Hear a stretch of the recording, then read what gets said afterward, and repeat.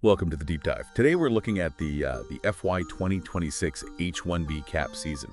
Things looked a bit different this year, fewer registrations overall, but interestingly, a higher selection rate jumping up to around 35%. So our mission here is to unpack why that shift happened and, what it might mean for you, whether you're navigating the H-1B process yourself or just interested in skilled immigration trends.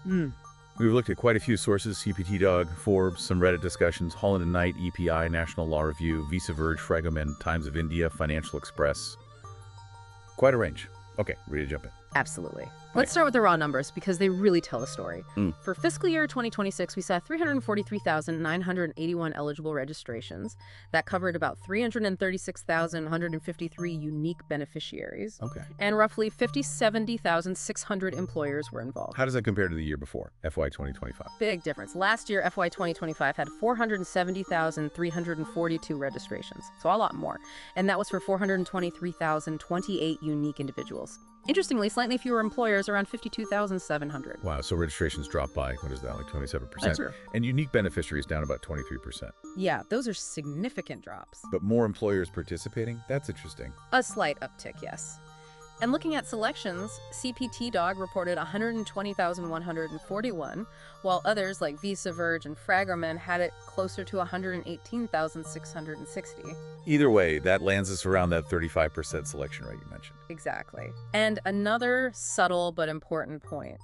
The average number of registrations per beneficiary went down. It was 1.06 last year. Now it's just 1.01. So fewer people having multiple companies file for them.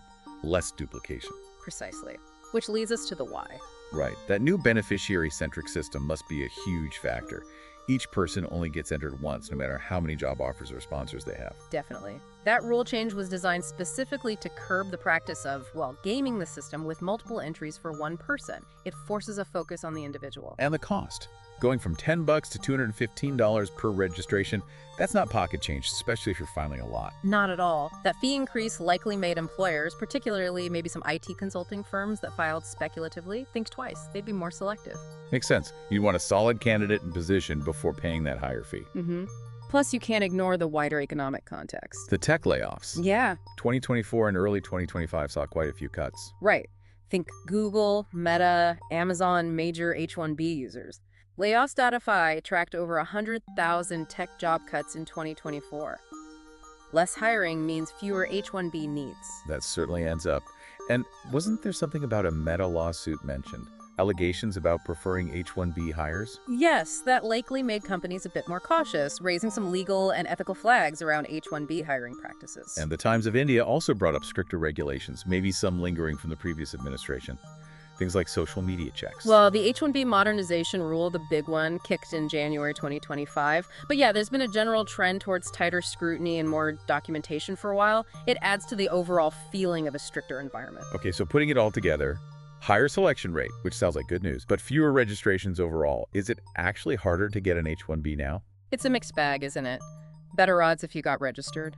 But the total pool of registrations shrank, meaning fewer H-1Bs were available through the lottery this year.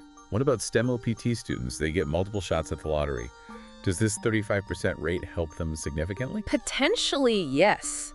If we assume, hypothetically, that this 35% rate holds, over 3 attempts typical for STEM OPT, their cumulative chance could be around 72.5%.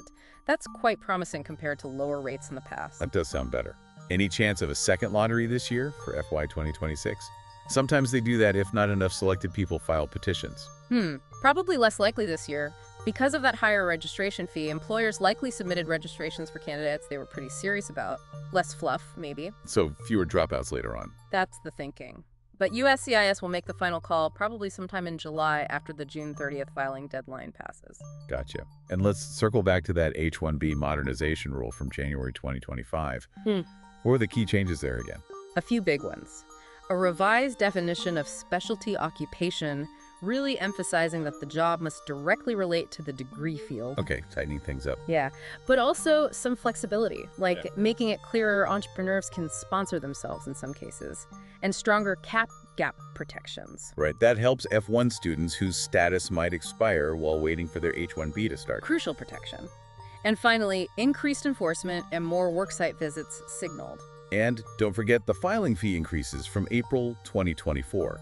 The main Form I-129 petition costs more now too, especially for bigger companies. Right, up to $780 for larger employers. Another cost factor influencing decisions. So, for someone who wasn't selected this year, what's the next step? We hear about Day 1 CPT programs sometimes. That's one option some explore.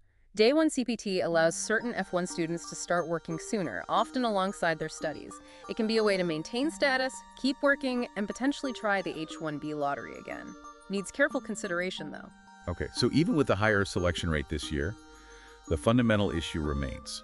The annual cap is still low compared to demand.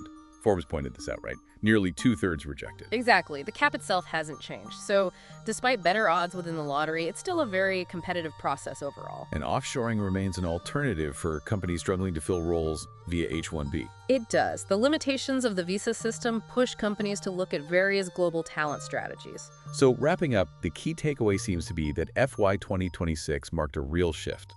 New rules, especially the beneficiary-centric system and the higher fee, plus the economic climate, led to fewer registrations but better odds for those in the pool. Precisely. A move towards perhaps a more targeted lottery, but the overall numerical limit is still the dominant constraint. Which leads us to a final thought for you, the listener. With these significant changes now in place, what do you think the longer-term impact will be on how global talent comes to the U.S.? And how might companies adapt their strategies to secure the skilled workers they need in this evolving landscape? Something to ponder. Thanks for joining us for this deep dive.